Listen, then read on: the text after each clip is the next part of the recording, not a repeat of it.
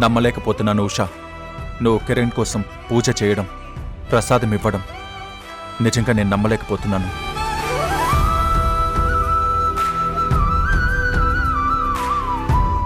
బయటికి కిరణ్ని ద్వేషించే నువ్వు లోపల వాడి గురించి ఇంతగా ఆలోచిస్తున్నావా?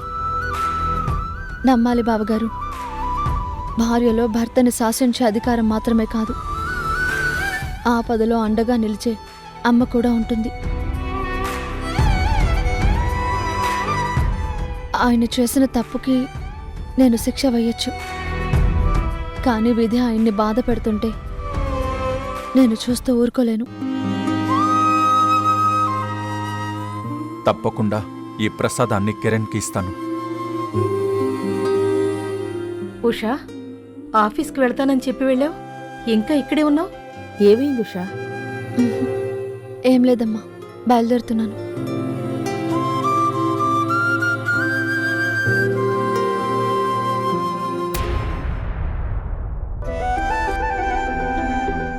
బావగారు, ఆయన నేను ఇచ్చిన దేవుడి ప్రసాదం తిన్నారా?